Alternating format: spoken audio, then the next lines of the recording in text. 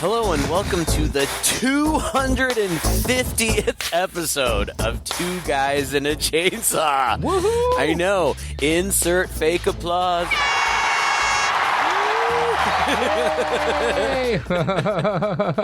Looks like we made it after all. 250. Can you believe it? Like, that is just, it blows my mind. Yeah. It's kind of hard to believe that you and I have sat down and had 250 conversations for an hour each. That's 250 hours, even a little more than that, of us inanely chattering just about dumb movies. Can you believe it? Right. Who else can say that? I know. There's a running joke in my house, and I know that you are in a similar situation. My partner doesn't listen to these episodes at all, ever. And so I told him, we have to get to 365 so that if I die first, he'll have an episode to listen to every day for a year. What a nice gift you will leave him with. I'm sure he was thrilled about that, by the way. Yeah, he is. He totally is. But here we are at 250. And with one exception, on every milestone episode, we have returned to our roots and done a Wes Craven film. Of course, we're both huge Wes Craven fans. We were both pretty devastated when we lost him years ago. And we've done a lot of our favorites, so what we're left with are some of his maybe less popular films. There are some still that we haven't touched for various reasons. Last House on the Left comes to mind. Hills Have Eyes. Yeah. Oh, God, that's a good one, too. But I actually have been trying to get Todd to do this movie for a while. Really, the primary reason is because this film has such a storied production history. What we're doing today is 2005's Cursed, which is Wes Craven's only werewolf film that he did with his collaborator on Scream, Kevin Williamson.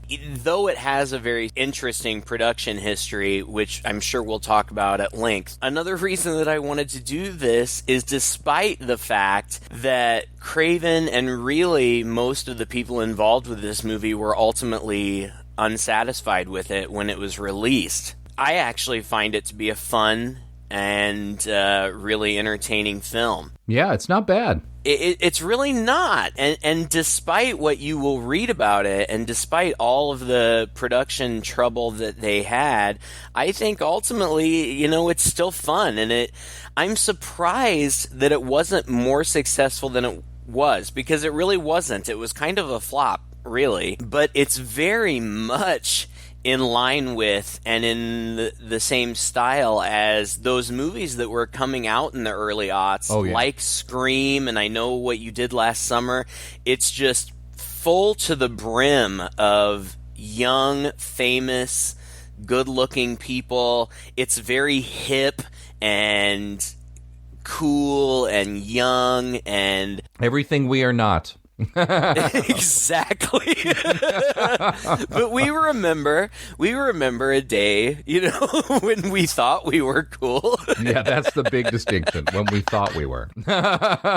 We never maybe thought we were as cool as some of these kids in these teen movies from the early aughts, but I was excited about this movie when it came out. I was always excited about new Wes Craven films. Of course, both of us were big Nightmare fans, and then, Scream, and Wes Craven really was kind of at, I don't know if I would even necessarily say at his best, but at his most popular during this time, very mainstream. Yeah. And I was really excited about this movie. I don't think I saw it in the theater, but I did see it I think as soon as it came out on video, and I remembered liking it then. And I've watched it, I don't know, maybe once or twice since then. It's been a very long time since I'd revisited it, and I really thought that maybe my fondness for it would have waned over the years. But watching it again yesterday, I'm still a fan. I mean, it's not great. It's not one of his best movies, but I still found it to be entertaining and not super scary, but good scary elements going on. Overall, I enjoyed it, and we can talk about its flaws and all that stuff, and that's perfectly fine because it's not a perfect movie.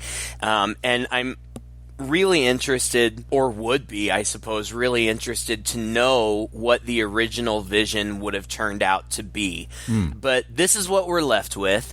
There are actually a couple of versions. There's an unrated version that I was unable to track down, so I watched the PG-13 version, which is available to rent on Amazon. Is that the version you watched too? Yes, sir, unfortunately. Yeah, I couldn't find the unrated version, and I'm not sure what the major differences are. Whoever owns the rights, I read a name. I don't know who it was, whether it was a studio guy or what, but whoever owns the rights claims that they have 3 different complete versions of this movie. Yeah, the editor, actually. The editor, right. So there's basically the original cut with all the original practical effects and the original actors. What's so interesting about this is they shot it, and then the Weinsteins were unsatisfied with it, so they had to go back and reshoot it, and then the Weinsteins were still unsatisfied with it, so they ended up shooting it at least one more time. I think that by the time they had finished it, they had done 4 shoots of this movie. So much so that entire plot points changed and the cast changed. Like, Can you imagine? They had filmed. No, I can't imagine. They had filmed the original shot, and there were all these other people in it who, for whatever reason, either their characters were cut or they just weren't available for the reshoots, so they couldn't come back and they had to recast them. Heather Langenkamp was originally in it, Scott Foley, Omar Epps, Skeet Ulrich, James Brolin, Corey Feldman, Ileana Douglas, like Mandy Moore, like insanely popular, famous people. Yeah, and like Skeet Ulrich and Heather Langenkamp and Scott Foley had all worked with Craven in the past. These were like Craven's folks, and they're gone. Like they're totally excised from the movie. And man, if those versions exist, the fans want to see these cuts. Release these cuts. We will pay for them. My God, I want to see it. Somebody needs to start a Kickstarter to buy the rights to this film or something and get that original. Because also, one of the maddening things about this movie, which, by the way, this was the first time I'd seen it, is that you read and even see credited Rick Baker as doing the special effects. And Rick Baker is a special effects genius. He's the one who did American Werewolf in London, which has, I think, to date, still the best werewolf transformation scene I've ever seen in any film. And one of the first things they did when that second reshoot is they brought in a whole other team, KNG or KNB, to come in and redo the effects. And then the third time around, they decided they were going to just paint over all of the KNB effects. Well, not all of them, but most of them with frickin' 2005 CGI. Yeah. Oh, what a shame. You can go online and you can find some photos. Fangoria had photo. Thank goodness for outlets like Fangoria. Entertainment Tonight actually ran a brief story on this film while they were shooting the first version, and they interview Skeet Ulrich and whatever. It's only like a little 5-minute thing, but there's a lot of little behind the scenes footage of them shooting this movie with Skeet Ulrich in it. And so it's kind of cool to go and look at some of that stuff too. And again, they decided at some point that it needed to be PG-13 instead of R. So these gore effects were cut entirely from the movie that they had before, and it was trimmed down and re-edited to make it a little less provocative. When they first announced the movie, Bob Weinstein said this is going to reinvent the werewolf genre. I mean, if the original script was going to do it, I don't think this script did it. But I mean, that might have been a little bit of hyperbole all the way around, but it's certainly, I think my take overall on it is just like you said, perfectly fine movie. kind of fun. I mean, fun, entertaining, hip for its time, and, fun to watch. And it does some interesting things with werewolves and puts them in situations that we haven't necessarily seen them in before.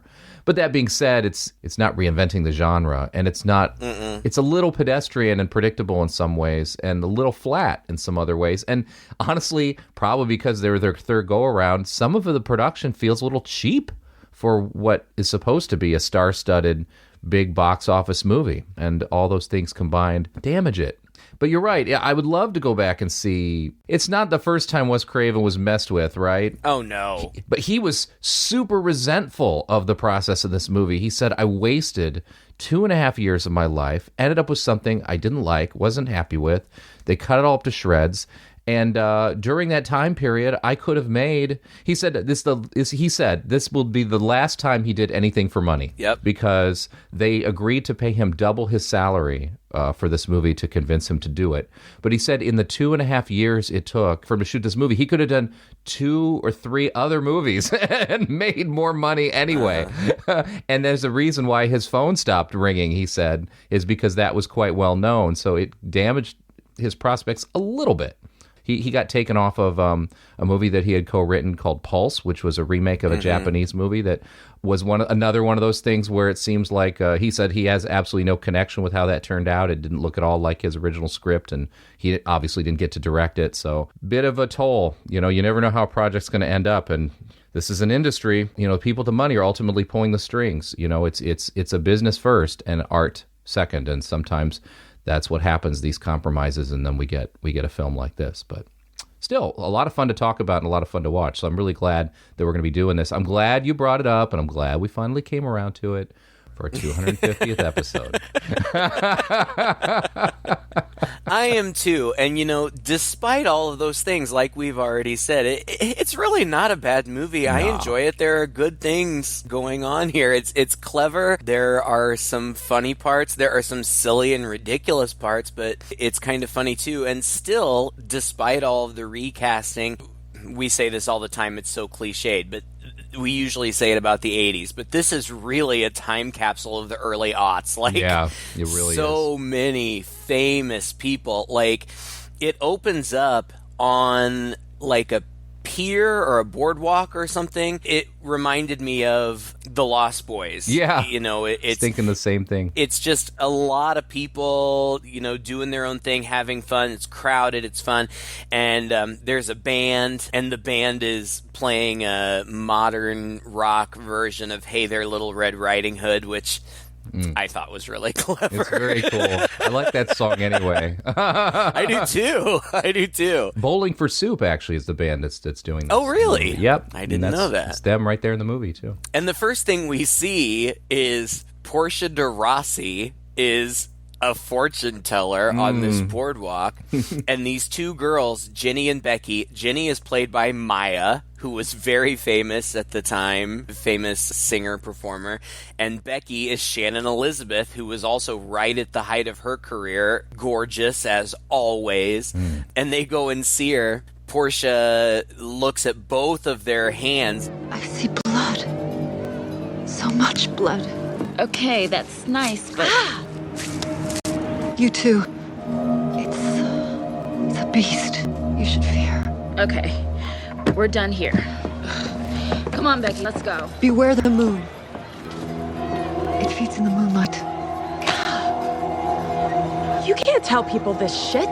It's funny to read about the history, because a lot of these scenes were in the original script, but they were at drastically different places in the script, and featuring different people. Initially, the Maya character was supposed to be Skeet Ulrich, and apparently, if you look closely, there's a point where Becky and Jenny get separated, and Becky calls out Jenny's name. Really, she's calling out Vinny or whatever his name was supposed to be, or Vince or whatever his name was supposed to be, and they just dubbed it over with Jenny. Lots of trickery going on there.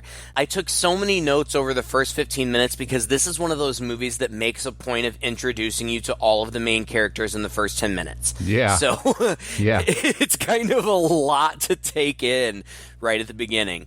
But we meet Jimmy, who is played by a baby Jesse Eisenberg. Oh, he's so young. I don't know if this was his first film, but it's certainly the first thing I remember him from. He's so young. He plays, he's a teenager. He's in high school.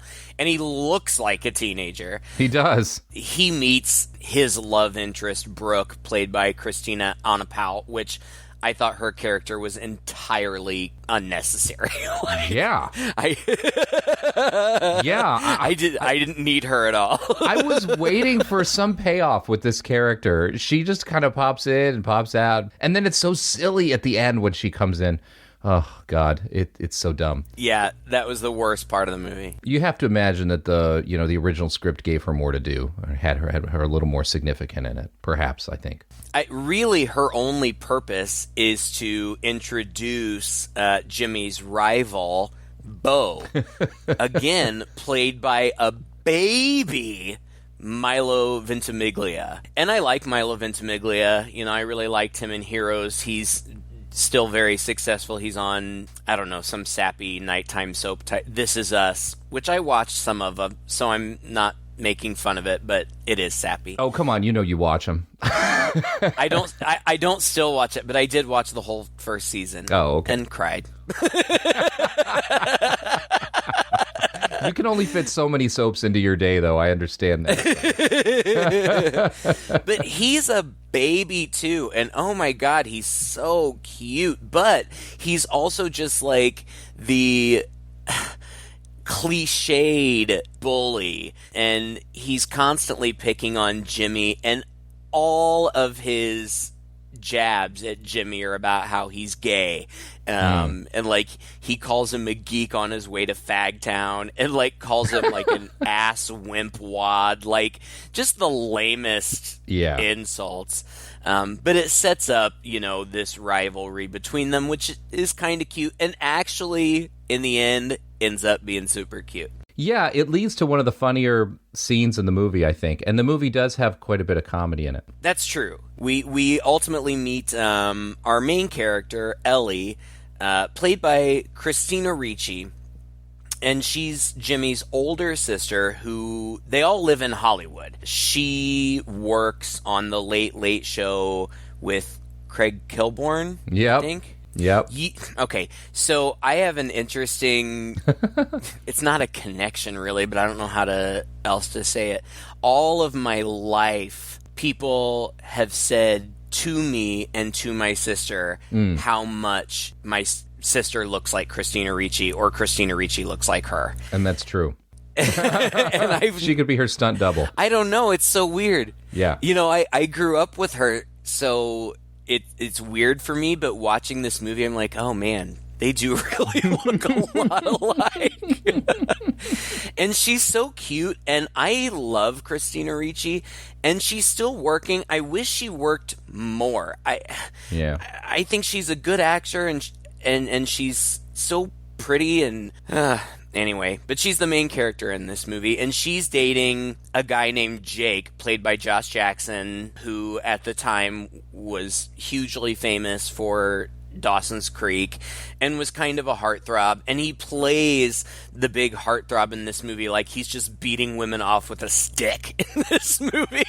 Yeah. And I don't know. I mean, he's good looking, I guess. I guess, but I have to say, it felt like that was all he was relying on, because his performance was so flat. It was. When we're first introduced to him, she is swinging by his nightclub. He's opening up a nightclub called Talons, I guess, and it's supposed to be... I don't remember, but I want to go there so bad. Oh God, it looks amazing. It looks like it's in an old theater, and I guess it is, like in an old movie theater, but they've gutted it and they've outfitted it with like a cross between a wax museum and a Gothic castle, also conveniently with a mirror maze. And as soon as I saw them set that up, I was like, okay, no, we're going to get a mirror maze scene in this movie. All right. I haven't seen that 5 times before.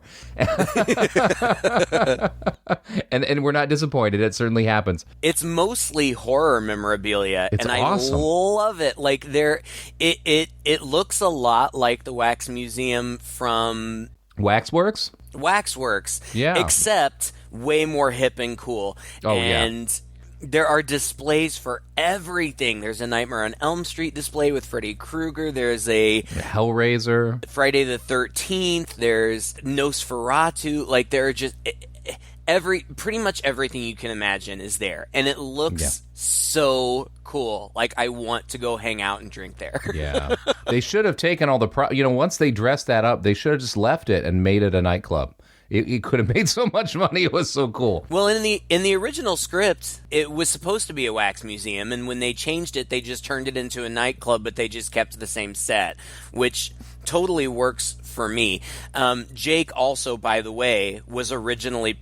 His character was different, but the character was that was the Skeet Ulrich character. And when they revised the script, Skeet Ulrich didn't like the rewrites, so he dropped out of his own accord, and that's when they got Josh Jackson. Oh, he dropped out of his own accord. I didn't realize that. Yep. Because he didn't like the ending. I don't want to spoil the ending yet, but he didn't like the ending. Well, maybe I'll spoil it a little bit, because it was too similar to something that he had just recently done. Anyway. Yeah.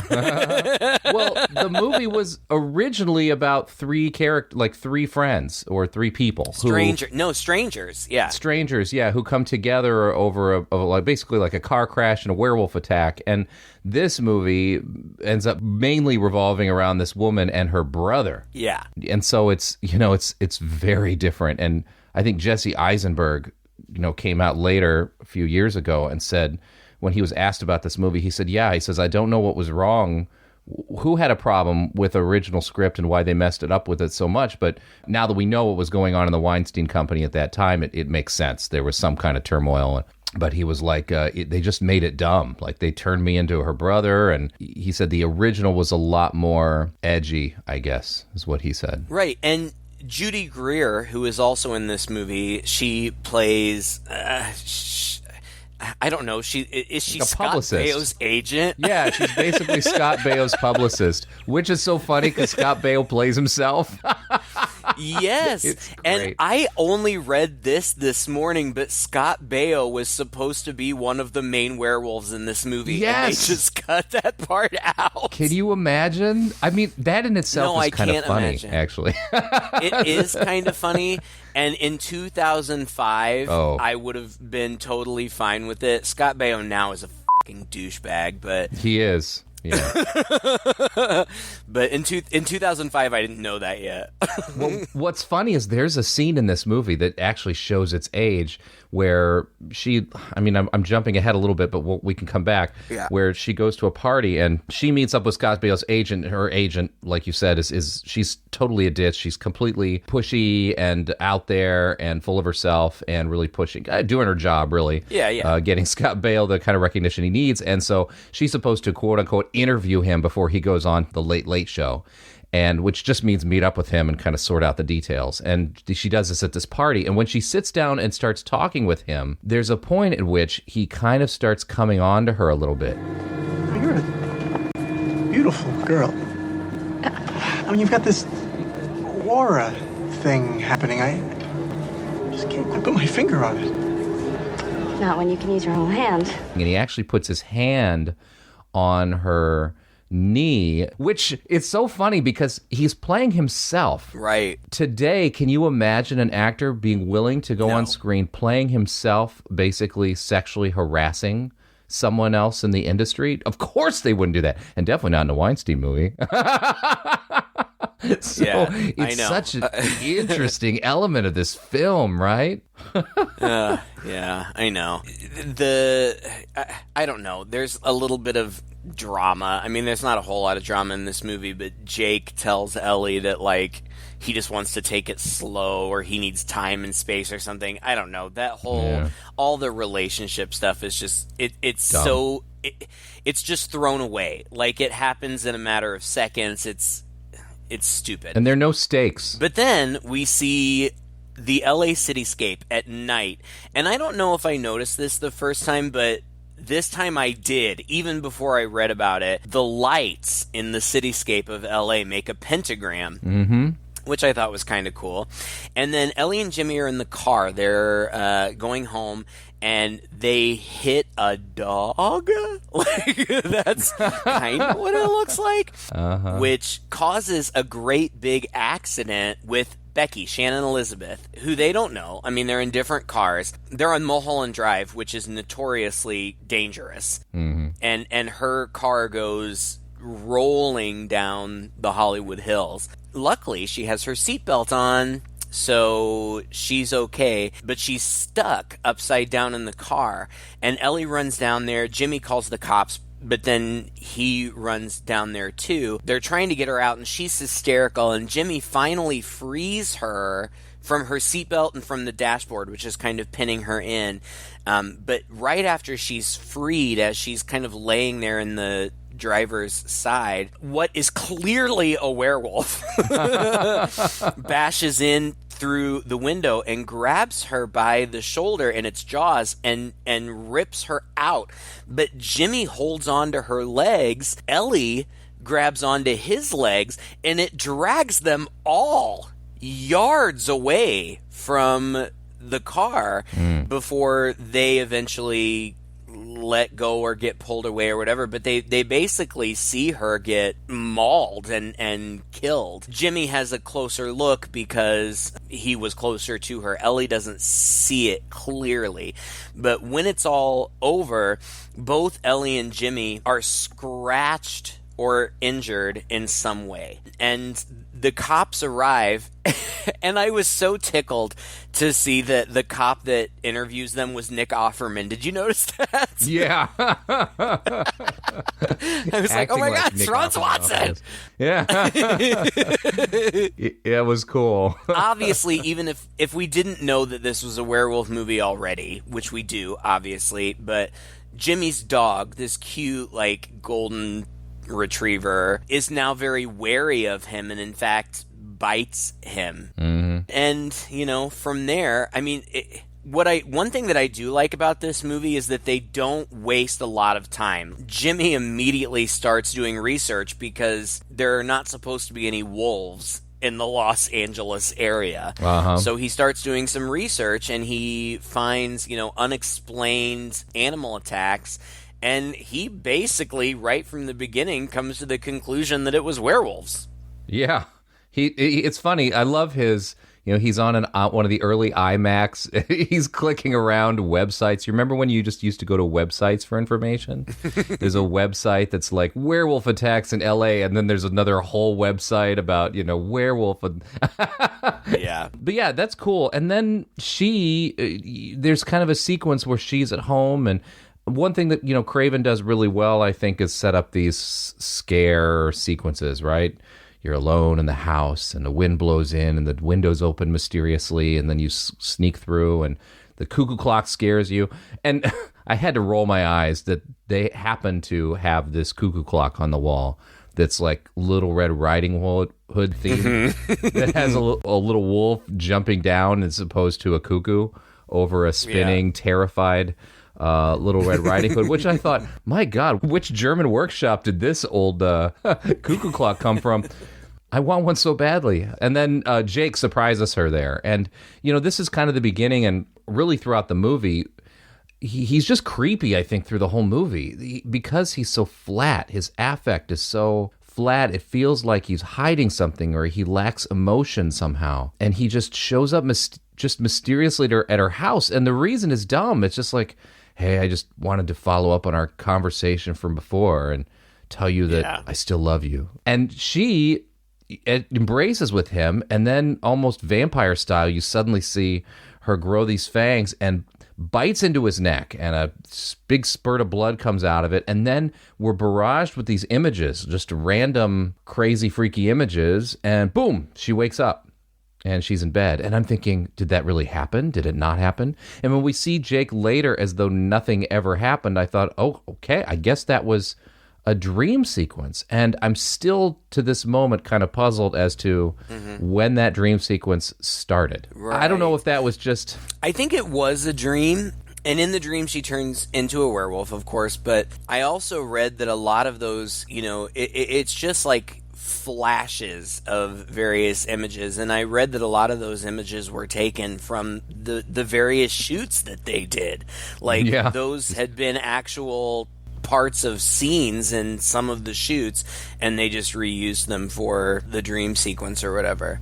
But right after that, Jimmy wakes up naked outside, which is classic werewolf. Yeah. I love that, actually. And it's kind of funny. The neighbor's watering his lawn and looks over. And he does an amazing job of, like he's done it 1,000 times, of scaling his house from the outside instead of just running in the front and getting up to a second-story window. Yeah, he leaps into the window. Without once showing his junk. And that was a feat.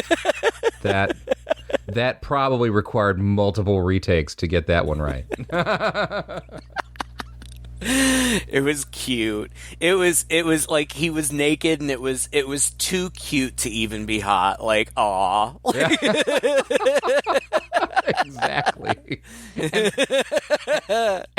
And I like this. I think it's the next scene where he she wakes up, she's downstairs. He comes back in, and he kind of starts talking to her and telling her, I think this is about werewolfism or something like that. She's like, oh, you're crazy and all this stuff. And they're chatting back and forth. In the whole time they're talking, he has casually pulled a Tupperware container out of the fridge, which clearly has raw meat in it. But he's eating it as though it was just cold cuts, and even sits down at the table at one point and dumps some salt on it and is just eating it. And I'm waiting for this moment where she's going to look appalled or like, do you realize what you're doing? Or, this is going to be called attention to in the world of the movie.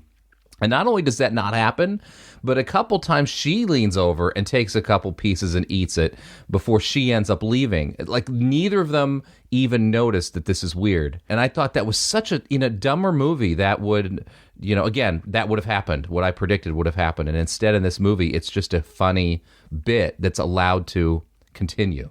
I thought it was lunch meat, but whatever. Either way, it was pretty funny. That was raw meat. All right. Then she's at work, at Craig Kilborn or whatever, and we meet Judy Greer, who we've talked about before. We recently talked about her because she was in Halloween 2018. I said it then and I'll say it now. Judy Greer is an underrated actress. She is in so much. She works all the time. I love her. I think she's great. To be fair, she often plays very similar characters. And in this movie, she's very, very similar to her character in 13 Going on 30, which is a very cute movie. I don't only watch horror movies. I also like cute, girly movies. And 13 Going on 30 is adorable, and she's really funny in it. But she's a bitch, and it's like they just establish like, okay, hi, I'm Joni, I'm a bitch, and she basically tells Ellie that her boyfriend is a hoe. Hey, I heard that you're dating Jake Taylor. Is that true? I hope it's nothing serious. Why not? I guess it was only a matter of time before he got to you. He always did prefer the vulnerable ones. Okay, well, I'll see you tonight, Joni. I'm only saying this because I care. Is there anything else, Joni? No. Tonight. Don't be late. Oh my God. Who are you and why are you telling me this? But then she's standing there talking to somebody. I think she's talking to nice guy Kyle. There's just this random nice guy Kyle. Random nice guy Kyle is great in the movie. He's the guy, his face, he looks like he's halfway through the transformation into being a werewolf. You know what I mean? It's like a little tall, it's kind of bony and muscular and just very chiseled, but also just a little too tall and a little too wide, and his nose is a little prominent. And he looks good, don't get me wrong, but yeah, he's definitely, I feel like I would see him working out in the gym more often than I'd see him running around the Late Show with Craig Kilborn. And it's so cute because Craig, the minute he meets her, they have all this witty dialogue, right? Because obviously he's good friends with Ellie. And the first thing he says is, well, Scott Bale's publicist is coming by, she's a bitch. And then Scott Bale's publicist comes by and basically announces she's a bitch. And then afterwards he pops in and says to her, well, she was a real bitch, wasn't she? And she's like, yeah, she was a bitch. This really gets hammered home in case it wasn't obvious. And that's basically all Kyle has to do for most of the movie. Yeah, it is. But while she's standing there talking to him, she's like, "What smells so good? Do you smell that?" And he's like, "No, I don't smell anything." And she goes literally sniffing around the office, Prowling like a dog. So she's like a dog, and I love Christina Ricci, and I actually think that this was like her body movements, like she's moving, like she's sniffing something out. Great. I loved it. And she ends up in the bathroom, and I was so afraid that she was going to be smelling somebody's period. Thank God she wasn't. Shoving her nose up in some woman's crotch. But it ends up being a girl's nosebleed. So, obviously she's, smelling blood. Things are changing. The movie does not make any effort to try to hide from us what is happening. No. It's directly in your face. They are turning into werewolves. We know this. Moving along. And honestly, this is one thing that for me actually made the movie a little tedious. I wouldn't say I ever got bored with the movie, but I would say that there were times when I was like, okay, I got it, right? They're turning into werewolves. Of course, the smell of blood's bothering them. They're feeling weird. Fingernails are growing, whatever like that. Like this kind of stuff is so well trod before that I didn't need to see it play out so deliberately and dramatically through this movie. And there were some ways in which it was cute and it was fun, maybe a slightly new take on things. But there were other ways like this, I was just like, oh, okay. Too much of it bogged down, I think, the pace of the film. I think that's fair. I actually kind of appreciated it because I feel like in other movies, like An American Werewolf in London, which, by the way, is no comparison. That is a great movie. But God. Why toy with your audience? We know this is a werewolf movie. I understand what you're saying. Maybe it was a little much, but I appreciated the fact that it wasn't trying. It was there's no mystery. We know what's happening, so why try to treat it like a mystery? But to me, that it is kind of toying with the audience a little. It's not toying, but it's. I don't want to say I was insulted, but I was like, I wasn't surprised at any of this. These weren't big surprise moments for me. Oh, she smells blood. Okay. Oh, they're eating raw meat. Okay. She's feeling sick and has to go to the bathroom, and there's kind of this really long scene where she's in there and she flashes werewolf eyes. Again, I'm glad they weren't trying to hide it from us like we didn't know. But on the other hand, it was like, it felt like it was padding for time. It didn't really advance the plot as far as I'm concerned. I mean, by now, even they kind of realized that they're werewolves, or at least I think so, right? It's not at this point that she's convinced that she's a werewolf, but I think a few more of these episodes go down after she knows. Like, she doesn't need any further proof, right? But we still have to see these episodes happen anyway. Yeah, I get it. I don't know. It didn't bother me. I thought it was fine. And that's one of the things that I liked about the movie is that it's fast-paced. It doesn't slow down. It moves. I have a very limited attention span, so that's always good for me. My next note is Jimmy goes to Sunnydale because he attends the same high school that Buffy did and that all the 90210 kids did, and Bo's a dick to him again and throws more homophobic shit at him again, and that girl is making eyes at him, and that for girl's no conceivable reason. Blah blah. That girl, whatever. We get that rooftop party, which is like a PETA benefit or something, and that's where Ellie talks to Scott Baio, and women are just dripping off of her boyfriend Jake, and one of those women is Jenny Maya, who we saw in the opening scene, and she ends up getting attacked by a werewolf in the parking garage after she leaves. Which was a great scene. It is a great scene, except for the shitty... Oh, man, I'm very cursy today, sorry. Except for the crappy CGI. Yeah. And I so desperately would love to see the practical stuff if it exists, but... she gets chased around. It's a very tense scene. And she's very clever in this scene. In the way that she hides from the werewolf. Far more clever than I would be. Well, I like that. And, that's kind of a hallmark of Wes Craven's movies. In general, his female protagonists are not stupid.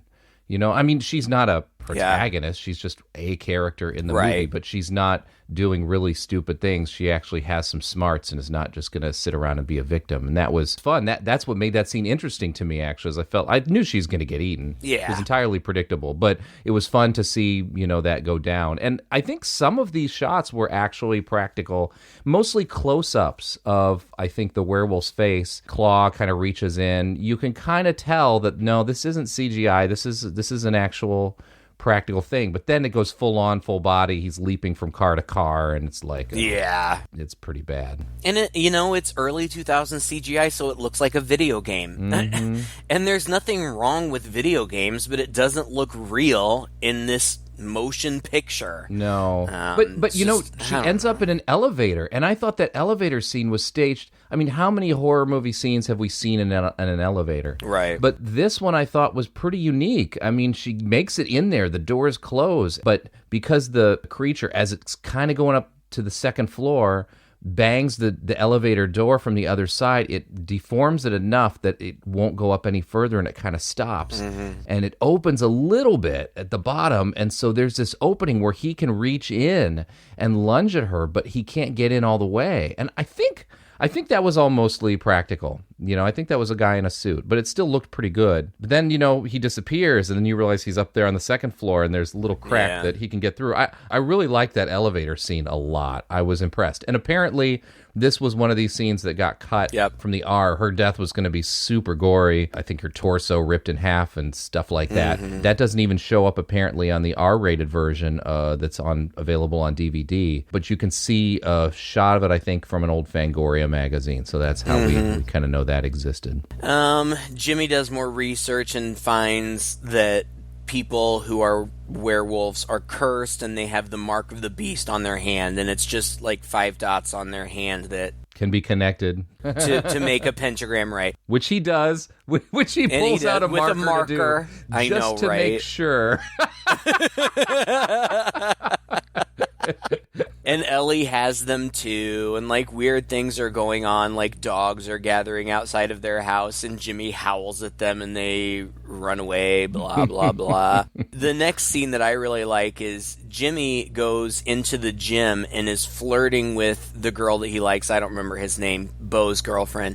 And Bo confronts him. I don't remember who lays down the challenge, but challenges him to wrestle or try out for the team or whatever. And Jimmy wrestles another guy first, and it's kind of like Spider-Man. Like, it takes him a little while to realize what he's capable of. Yeah. But eventually, once he does, he kicks that guy's butt, and then he wrestles Bo and kicks his butt too.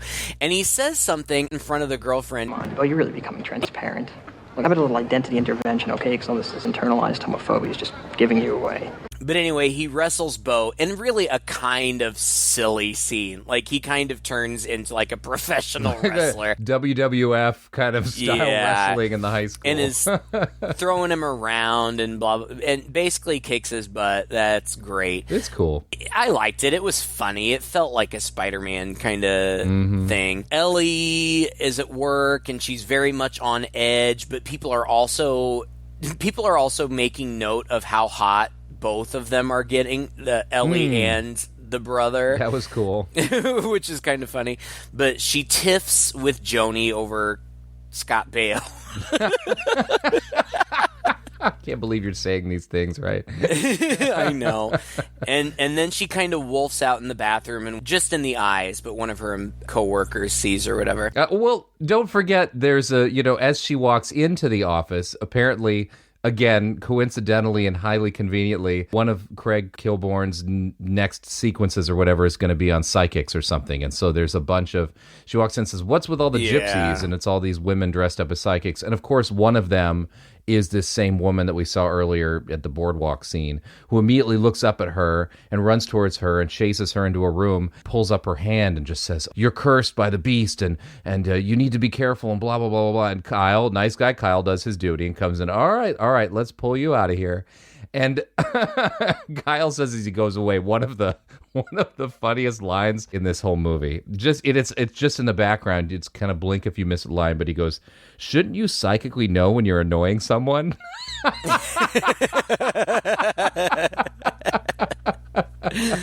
But I had forgotten about that. I also think it's hilarious that, okay, first of all, it's kind of dumb that psychic happens to also be there. But the other thing is, like, Ellie just hears her say these things, which are so pertinent to her situation and what she's going through right then, that she's not at all interested in chasing that woman down and learning more. Yeah, she blows her off. In a scene that they probably could have cut, Jimmy goes to talk to Jake. Like, I don't even get the sense that Jake and Ellie have been together that long. So why her little brother would have gone to talk to him, I'm not sure. But he goes and tells him that he thinks they're werewolves. And what special knowledge would he think that he has just because he's setting up a horror-themed... I mean, ultimately it is a setup, which is why I think that they kept it. But it's stupid. But Jake kind of blows him off. Zipper the dog turns into a werewolf too because he had bitten Jimmy that night. That surprised me. I didn't see that coming. It surprised me too, and the CGI doesn't look good, but I loved that sequence nonetheless. That was great because I actually thought that Jimmy might eat the dog. Yeah. It's all about this meat, and the dog's got it, and Jimmy's kind of creeping under the table, and he's upset at the dog and having the meat, and I thought, oh, dude, is he going to take a bite out of this dog's butt? Craig is going to hate this. I know, because it was a really sweet dog. But one of my favorite parts, and it's so cliche, Bo shows up on Jimmy's doorstep and is like, all of those things you said to me in the gym, how did you know? It was hilarious. And it turns out that Bo is gay, and he tries to kiss Jimmy. And this, it should be so offensive and stupid, but Milo Ventimiglia is so cute in his delivery of it. Yeah. I'm like, I forgive you for being a dick. Like, you're cute. Let's make out. But they don't. And Jimmy's like, no, you don't get it. Like, I'm a werewolf. And Bo's like, okay, whatever. He's like, seriously, like, you're not into me. It's just because I'm the beast and like I've got this crazy sexual magnetism. And Bo's like, yeah, you do. But Zipper, the werewolf dog, like kind of attacks them, so they escape in Bo's car. I don't remember where Ellie is. I think she's at work, but she gets in her car and Jake confronts her and he smacks his hand on her window, and we see that he has the marks on his hands too. Which I knew. I mean, you could see that from a mile away. I know. Well, I feel like they tried to project it because like his character is worthless otherwise. Like, yeah. Exactly. He has nothing else to do. There's got to be a reason why he keeps popping up and just in pointless scenes, right? Right. And so she stabs him with a car key and runs away. And then it's the night of the big opening of the club, the horror-themed club or whatever. And Bo and Jimmy sneak in as part of Lance Bass's entourage. Oh, 2005.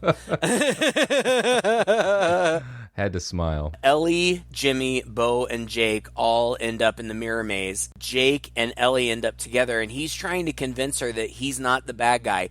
He says, there's another one like me. I don't know who it is, but it's trying to get to me. He says, I was born with this curse, and I know how to control it. And then in my notes, I have blah, blah, blah. I love you. Exactly. Which is played out conveniently in this mirror maze that you can pop into as part of this very packed nightclub.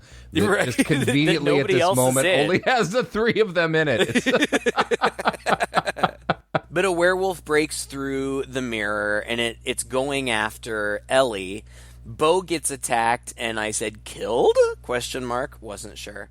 And then the werewolf just busts out into the party in general, and everybody runs away, but Ellie and Jimmy get trapped in there. Like somebody drops the security gate or something, and so they're trapped in there. There's a little fake out where they think that nice guy Kyle is the werewolf, but then he ends up getting killed. That was cute. And then the reveal is that the real werewolf is bitchy Joni. I didn't see that coming. She caught werewolfism from Jake because they had had a fling, and she said, I guess I got a little too rough. Okay.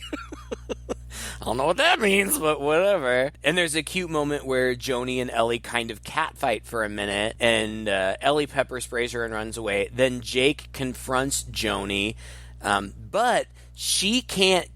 Her whole objective is that she wants him, so she's taking out all of her competition, and she can't kill him because it's been established that if you break the bloodline, like everybody who's been turned by that werewolf will be cured or whatever. So she can't attack him. This was one of the biggest disappointments of the movie. Joni goes through her transformation, and it's the first time we've ever seen a full werewolf transformation in this movie. And that is what these movies are about, you know? That's the centerpiece. That's what we're looking for. And it's all CGI, and it looks like a freaking cartoon. Yeah, it doesn't look good. It's just so disappointing, and I would love to have seen what that actually would have been like, you know, with under Rick Baker. And in this point, you know, they have this big battle sequence, I think, running around, which is fun. Yeah. It's just with that CGI werewolf most of the time and them kind of bouncing around and stuff. I don't know. I was just kind of waiting for it to end, really. I was surprised there were still almost 20 minutes left in the movie at this point. I thought we were coming up to the last 5, right? And eventually it's over. The police show up. The police burst in. They're like, where's the animal? Jimmy is like, she's up there somewhere, because she had jumped up on like to a second level balcony or something. He's like, it's a werewolf. And the cops look at them funny. They're like, okay, can you give us any other description? And Christina Ricci, it's so funny. Like, I think she's intentionally doing it to try to taunt. She's got bony ass and fat thighs and bad skin. And then Joni the werewolf, full werewolf, jumps out. It's the open and says, liar, and flips them off. Oh my God, I thought it was so funny. It's so And silly. the cops shoot her like a bazillion times, and she falls on the floor. Jimmy's like, you have to cut off her head. And she pops up, and a cop shoots her several times in the head. Christina Ricci's like, is she dead? And Jimmy's like, well, her brain's all over the floor, so I'm guessing that's the end That's of it. good enough. And it turns out she is dead. Bo is alive in the maze, we find out, but Jake is missing. Now, honestly, like you, I thought, isn't this over? Like, Yeah. Joni's the big bad guy. They killed her kind of anticlimactically, but it's over, right? No. Ellie and Jimmy go home. The house is all trashed because the werewolf dog tore it up or whatever. And they think it's over, but it's still the full moon and it's nearing midnight. And we see, like, their veins kind of become dark and visible. And this silver pie server that Ellie tries to pick up from the floor burns her hands. So they're not cured. They think they would be because they think that Joni was the one that started all this. Yeah. Right. But then Jake shows up. And suddenly he's a douche. Yeah, and suddenly he's a douche. And that's why Skeet Ulrich left. Because he thought that it was too similar to the end of Scream, where, you know, the heroine's boyfriend in the very last moment ends up being the bad guy. And he's right. It's the same. It's exactly the same. I don't know that I would have left a movie over it, but I can understand why he would be irritated. You know, like, this isn't what I signed up for. I wouldn't have signed up for it if I would have known that I was just going to be doing the same thing again. Yeah. But Ellie and Jimmy both kind of start to go through the change, and so Ellie and Jake fight. They all fight. Yeah, it's kind of long. Well, it is, but I kind of liked it. You know, Jake wants to be with Ellie, but he says he's going to kill Jimmy because there can only be one alpha male. They all fight, all three of them. There's a cool part where Jimmy crawls around on the ceiling using his werewolf claws. I liked that. Ellie ends up stabbing Jake with the silver pie server in the heart, and then she cuts off his head with the shovel, which is another scene that they drastically cut for the PG-13. But then, inexplicably, his body combusts, And that's pretty much it. And then there's this, the ending was dumb. That's my biggest complaint about the movie is the last 5 minutes are so stupid. Zipper comes home, which that made me happy. I love dogs. But he comes home because Brooke brought him home. Brooke is the lame girl who has no purpose in the movie. And now, like, she's enamored with Jimmy and she kisses him. Like, they don't even know each other, but yeah. All right, let's kiss, whatever. And Bo's there too, as though he's delivering his girlfriend to Jimmy. He's handing her off like a father in a wedding. It's so weird. And there's been no romance. Oh my God, why was the scene there? And then Bo hugs Jimmy like they're bros now. Like, and again, if not for the actor, if not for Milo Ventimiglia, I would have hated this. But he's just so cute and charming, I just couldn't. It's like, good, I'm glad you're friends now. But they all go off like, oh, well, we killed the werewolf. Let's go get some pizza or whatever. And Ellie's like, that's fine. I'll stay home and clean. The end. Yes. That last 4 or 5 minutes was so cornball. I did not care for it at all. However, up to that part, I found it to be a fun ride. It was fast-paced. The actors and characters were likable. It just had... I don't know how to describe it. Those movies from the early aughts, those horror movies from the early aughts, Scream, I Know What You Did Last Summer, Urban Legend, they had a very distinct cinematic look. Yes. And this movie has that exactly. And maybe it's nostalgia. Maybe it wouldn't work today. I don't know. But I enjoyed it, and I enjoyed the movie overall. Yeah, I enjoyed it. I thought it was fun, too. And I basically agree with everything you said. We said it all at the beginning of the podcast, to be honest. If you want to go back and you even want to read the original script, you can do that. You can just go online and search for it. And there are people out there who have also summarized it, so you can read through all of it. It's very different from this. And again, I don't think it would have revolutionized the genre even in its original form, but it sounded so much more interesting and complex and edgy and with more interesting characters. So I join you in hoping that someday somebody's going to dig this up and put out there what we know exists so that we can see this in its original form. Yeah, I agree. But here we are on our 250th episode at the end. I know. And we just really are grateful of the fact that we're able to do this every week and that you, our listeners, some of you have been with us from the very beginning, and it's super flattering. We started out doing this for ourselves, but we learned as we went through it that we really feed off of the feedback from our listeners. We love getting requests. Yes. We love on our Facebook page and on our website hearing you guys just kind of shoot back your opinions about the movies that we've done and where you differed from us and where you agreed with us. And just your enthusiasm keeps us going and has kept us going all these 4 or 5 years now. And we just want to thank you so much for that. And we hope we can continue to do it. Yep, you stole my thunder. I was going to say the exact same thing. So I won't say it again, but I concur. Very grateful to all of you. So thank you for listening. And we're going to be around for a while. As always, same old spiel. You can find us everywhere. Google Two Guys in a Chainsaw Podcast. We're on, pretty much any platform you can think of. Visit our Facebook page, visit our website, talk to us, leave us a review if you feel so inclined. We always love to hear from you. And, we are thinking about trying to incorporate some new stuff into our repertoire as well. So maybe there'll be some new stuff to look forward to. But until that time, I'm Craig. And I'm Todd. With Two Guys in a Chainsaw.